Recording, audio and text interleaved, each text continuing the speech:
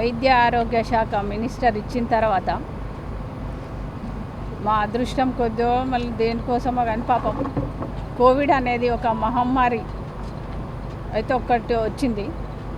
ఆ కోవిడ్ వచ్చిన పేషెంట్లకి ఇంట్లో వాళ్ళకి ఒకరికి వస్తేనే వాళ్ళ భార్యకు వస్తే భర్త పోకపోయేది, పిల్లలు కూడా పోకపోయే స్టేజ్, అది ఫస్ట్ స్టేజ్లో వచ్చినప్పుడు.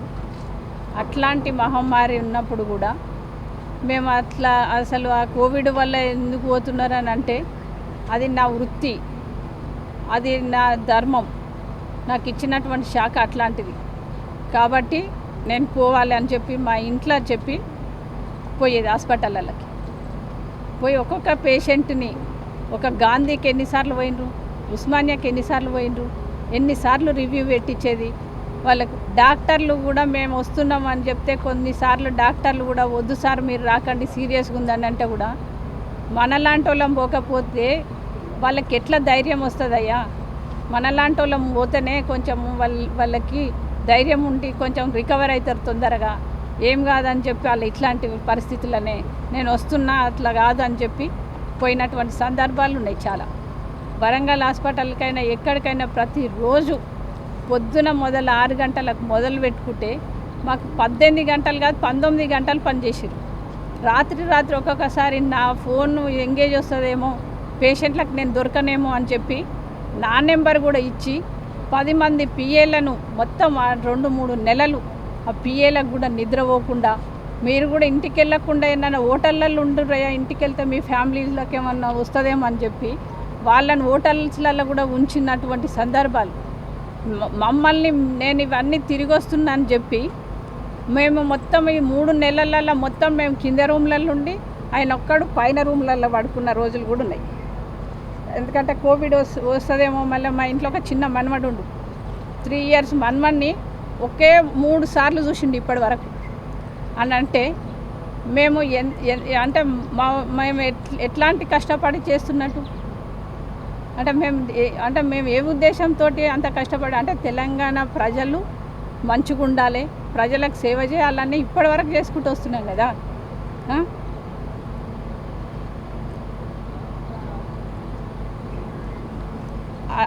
అట్లాంటి పరిస్థితుల్లో కూడా చేస్తే మీరు ఇవాళ ఇచ్చినటువంటిది కోవిడ్ అయిపోయిన తర్వాత, కోవిడ్ ఉన్నప్పుడు కూడా మీరు ఇచ్చినటువంటి బహుమతి ఏంది? మీరు ప్రభుత్వం ఇచ్చినటువంటి బహుమతి అంటే గిట్లాంటి బురద జల్లడం, ఈ ఆక్రమించుకుంటూ 100 ఎకరాలు కాంఫర్ట్ అని పేపర్లలో రాయించుడు, ఇదేనా మీరు ఇచ్చినటువంటిది?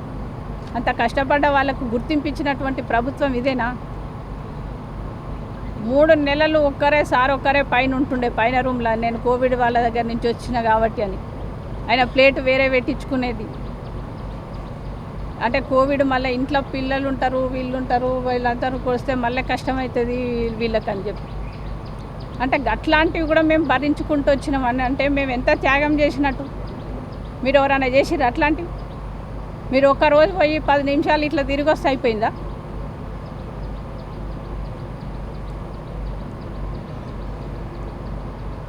అందుకే చెప్తున్నా, మీ ఇప్పటికైనా ఈ టమారాలు ఇవన్నీ గోకర్ణాలు గజకర్ణాలు అని వారే చెప్పారు అప్పుడు అట్లాంటివి నడవని. ఇప్పుడు కూడా ఈ టమారాలు అనేటివి, గోకర్ణాలు గజకర్ణాలు అనేటివి నడవవు. ఇప్పుడు తెలంగాణ ప్రజలందరూ కూడా ఆలోచిస్తున్నారు, ఈ తెలంగాణ వచ్చిన రాష్ట్రం ఎక్కడ పోతుంది? ఇది వాళ్ళ ఇంటి కోసమే వచ్చిందా? ఇది వాళ్ళ ఒక నలుగురు కోసమే తెలంగాణ తెచ్చినామా మనం అని ఆలోచిస్తున్నారు ఇప్పుడు. కాబట్టి ఇట్లాంటి వాటికన్నిటికీ రాబోయే కాలంలో ప్రజలే బుద్ధి చెప్తారని చెప్తున్నా.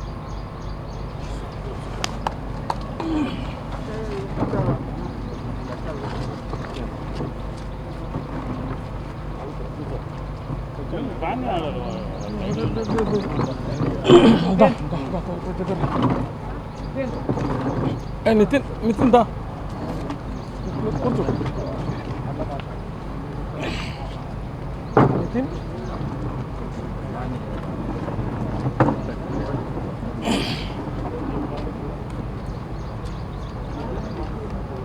అందరి మీడియా మిత్రులకు అందరు కూడా నమస్కారం. నేను Sada Keshavareddy, cantonment board vice president చేసినాను, బోర్డు మెంబర్గా 12 సంవత్సరాలు చేసినాను. గత కొన్ని రోజుల నుంచి మీడియాలలో మరి కొన్ని ప్రింట్ మీడియా కానీ ఎలక్ట్రానిక్ మీడియా కానీ మరి అదేవిధంగా కొంతమంది వ్యక్తులు ఏదో దుష్ప్రచారం చేస్తూ ఉన్నారు. ఈ ప్రచారంలో రావణ్కోల్లో ఇలా ల్యాండ్లు ఉన్నాయి, ఇది మొత్తం కూడా ఈటాల రాజేందర్ గారిది బేనామీ, ఇవన్నీ కూడా ఆయన చెప్పి యాంజాల్లో కూడా ల్యాండ్స్ ఉన్నాయి, గోడౌన్స్ ఉన్నాయి, ఇవన్నీ కూడా సుధాకర్ రెడ్డి గారు కేశవర్ రెడ్డి గారు అని బేనామీ అని చెప్పి పదే పదే పేపర్లలో ముద్రించడం జరుగుతుంది. అయ్యా అందరు చెప్పడం ఏంటంటే ఫస్ట్ ఆఫ్ ఆల్ బేనామీ అనేది ఆ పదము మీరు వాడడానికి ఎవరికైనా అర్హత ఉందా? దానికంటూ ఒక మంచిని మన గౌరవ బాబాసాహెబ్ అంబేద్కర్ గారు అని పెద్దలందరూ కలిసి భారతదేశంలో ప్రతి ఒక్క పౌరుణ్ణి స్వేచ్ఛగా బతకడానికి అవకాశాలు కల్పించారు. మరి అలాంటి అవకాశం ఉన్నప్పుడు ఒక వ్యక్తి కానీ వ్యక్తులు కానీ వాళ్ళ సొంత రాజకీయం గురించి కానీ సొంత అజెండాల గురించి కానీ లేకుంటే వాళ్ళ లబ్ధి గురించి కానీ ఎవరిని పడితే వాళ్ళని బేనామీ అనడానికి ఎవరికి కూడా అర్హత లేదు. అయ్యా దానికంటూ సెంట్రల్ గవర్నమెంట్ నుంచి ప్రత్యేకంగా ఒక కోర్టు ఉంది. ఆ కోర్టులోకి పోయి తేల్చుకున్న తర్వాత బేనామీయా లేకుంటే నామీ అనేది అవన్నీ కూడా చూసుకున్న తర్వాత వాళ్ళు అనడానికే నీకు అవకాశం ఉంటుంది, కానీ ఎవరు పడితే వాళ్ళు అనడానికి అవకాశం లేదు. ఎవరైతే ఇంతవరకు అన్నారో వాళ్ళందరి మీద కంప్లైంట్ చేయడం జరిగింది. దాని మీద క్రిమినల్ కేసులు కూడా జరుగుతాయి. మరి అదేవిధంగా అందరినీ కలిసి కట్టకట్టి ఏదో బాయిలేసినట్టు మరి ఏదో కుట్రపరంగా చేసిన ఈ వ్యవహారానికి ఖచ్చితంగా ప్రతి ఒక్కళ్ళ మీద కూడా చట్టపరంగా వాళ్ళ మీద పరువు నష్టం దాబా కూడా రాబోయే రోజుల్లో ఖచ్చితంగా ఈ కోవిడ్ తగ్గినాక ఖచ్చితంగా వాళ్ళ మీద వేయడం కూడా జరుగుతుంది. అయ్యా మేము రావణ్కోల్లో ప్రతి ఒక్క డాక్యుమెంట్స్తో సహా ఇవి మా డాక్యుమెంట్స్. అయ్యా మేము రావణ్కోల్లో మన తెలంగాణ అంటే అప్పుడు వచ్చిన ఆంధ్రప్రదేశ్ గవర్నమెంట్ ఉన్నప్పుడు కాసరపాని నుంచి మనం తీసుకుంటాం ఎక్కడైనా సరే. కాసరపాని నుంచి మొదలుపెట్టినప్పుడు 1954, 55, 53, 54 కాసరాలు కానీ ఎక్కడైనా సరే మన తీసుకున్న 53, 54 కాడికేంచి మొదలుపెట్టి ఇవాళ దాకా ఎంతోమంది పేర్లు మారినాయి. అక్కడ 5 మంది పేర్లు మారడం జరిగింది. మరి 5 మంది పేర్లు మారినప్పుడు ప్రతిసారి మన ఎంఆర్ఓ గారు ఆర్డీఓ గారు కానీ పట్టాలు కానీ పాస్బుక్లు కానీ ప్రతి ఒక్కరు కూడా ఇవ్వడం జరిగింది. మరి ఇంతమంది దగ్గరికి పట్టా పాస్బుక్లు ప్రతి ఒక్కళ్ళకు ఇష్యూ చేసినప్పుడు మా పర్చేసింగ్ నేను నితిన్ రెడ్డి గారు కలిసి ఇది ల్యాండ్ కొనుక్కోవడం జరిగింది. ఈ ల్యాండ్ కొనుక్కున్నప్పుడు 2017 నుంచి 18 వరకు మేము రిజిస్ట్రేషన్ చేసుకున్న ల్యాండ్స్ ఇవన్నీ.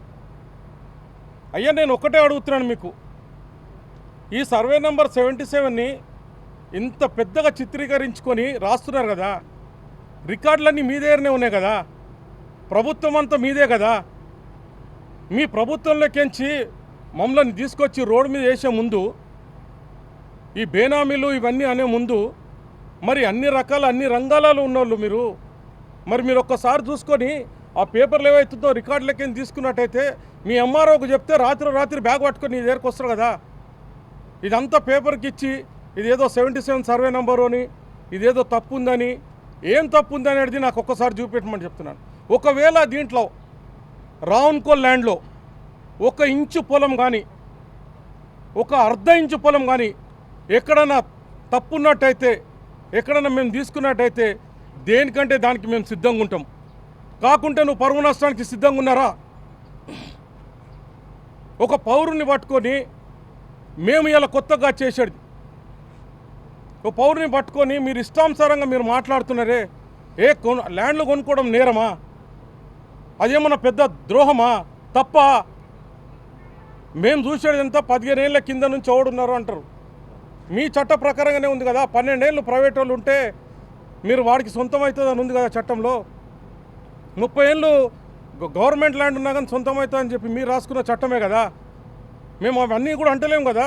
మేము చూపించేది ఏంది మీకు 55 ఏళ్ళు కాసరాల్లో ఎవరున్నారు, ఇవాళ దాకా పట్టాలు ఎవరున్నాయి అంతవరకే చూస్తాము. మీరు ఎక్కడైతే డెడ్ లైన్ పెట్టిరో పాయింట్ ఆడికించి ఇప్పటిదాకా చూసే మేము కొనుక్కోవడం జరిగింది. నేను మీడియా సమాజ్ అందరికీ కూడా నేను ఒక్కటే విన్నపిస్తున్నాను, ఎవరికైనా ఏ ఒక్క మామూలు సాధారణమైన వ్యక్తికి నా నంబర్ మీద ఫోన్ చేసి మీకు ఏ డాక్యుమెంట్లు కావాలన్నా కానీ ఏ రాత్రి అయినా మేము ఇవ్వడానికి సిద్ధంగా ఉన్నాము. అనవసరంగా ఏవో ఫేక్ డాక్యుమెంట్లు పట్టుకోనో లేకుండా ఎవరో వచ్చి చెప్పడమో ఎవడో చెప్పగానో ఇంత ఒక ఎకరానికి కొండలు తవ్వినట్టు తవ్వి ఆడికి బల్లిగుడ్లు కూడా ఎడితే వెళ్తలేవు. ఏం కొండలు తవ్వుతారో నాకు తెలియదు.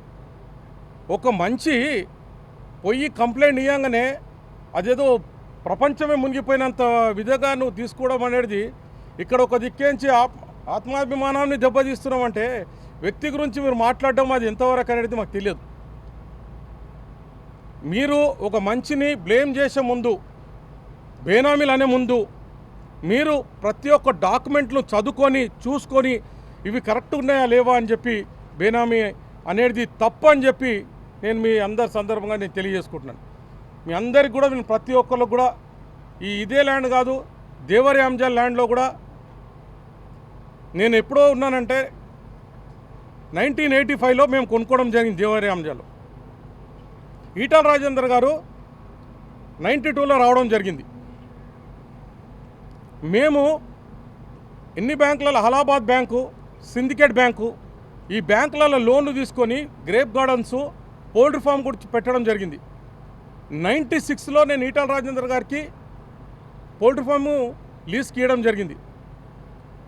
కానీ మా అందరినీ కలిపి ప్రతి ఒక్కరిని అంటే మీకు ఉన్నది కదా, మీడియా ఉంది కదా అని చెప్పి ఏది పడుతుంది, పేపర్ ఉంది కదా అని ఏది పడితే అది రాయడము, ఇది మా అందరికీ కూడా చాలా బాధాకరం, మా గుండెలందరినీ కూడా గాయపరుస్తుంది. దయచేసి మీరేదైనా అనే ముందు మమ్మల్ని అడగండి ఫోన్ చేసి, మేము తగిన పేపర్లు మీకు ఇస్తాం, ఏ పేపర్ కావాలని ఇస్తాం. లేదు మీ దగ్గర పేపర్లు లేవు తప్పునే అని అనుకోండి, మీరు ఏం చేస్తారో చేయండి. దాని ప్రకారం చట్టం ఉంది, చట్టం ఎవరు చుట్టం కాదు కదా, చేస్తుంది కదా చట్టం. దయచేసి మీరు ఏది చేసినా కానీ పేపర్లు అన్నీ ఒకటికి 10 సార్లు చూసి చేయండి. రావున్కోల్లో మెగా లాజిస్టిక్ పార్క్ అనేది మొత్తం స్పైరల్ బ్యాండింగ్తో మొత్తం మనము టీఎస్ ఐపాస్లో పెట్టడం వాస్తవం కదా. దేవరి అంజాల్లో టెంపుల్ ల్యాండ్స్ గురించి కొట్లాడుతున్నారు, ప్రాబ్లం అవుతుంది. ఇవన్నీ గోడౌన్స్ కాడ నెత్తినపోతుంది, వాళ్ళకి శాంక్షన్ రావాలంటే పెనాల్టీలు ఎక్కువ పడుతున్నాయని చెప్పి చెప్పడం మీకు తెలియదా? గవర్నమెంట్ దృష్టికి తీసుకురాలేదా? ఆనాడు రాజశేఖర రెడ్డి గారు ఉన్నప్పుడు దీనికి దివాన్ కమిటీ అని చెప్పి ఆనాడు వేసినప్పుడు, ఆనాడు రాజశేఖర రెడ్డి గారు వేసిన దివాన్ కమిటీని కూడా వాళ్ళు దివాన్ గారు కమిటీ 2007లో వాళ్ళు రిపోర్ట్ ఇవ్వడం కూడా జరిగింది. ఇది వాస్తవం కాదా? మీ దగ్గర గవర్నమెంట్లో ప్రతి దగ్గర ఉన్నాయి కదా. మరి మన ప్రభుత్వం వచ్చిన తర్వాత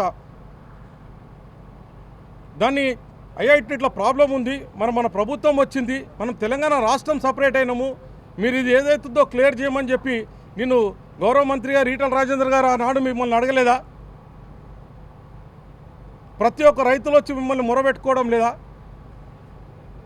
అయ్యా మీరు ఏవైతే ల్యాండ్స్ టెంపుల్ అంటున్నారు, టెంపుల్ అనేది ఎప్పుడు వచ్చింది, ఎప్పుడు మీరు రిజిస్ట్రేషన్ చేసుకురు, మీ చట్టం ప్రకారం మీరు ఏం చేస్తున్నారు అనేది ఒకసారి మొత్తం చూసుకున్న తర్వాతనే ప్రతి ఒక్కరిని టెంపుల్ ల్యాండ్స్ అనో బేనామీ అనో లేకుంటే ఇవన్నీ అవన్నీ దయచేసి మాట్లాడొద్దని చెప్పి మీ మీడియా సమక్షంలో తెలియజేసుకుంటున్నాను.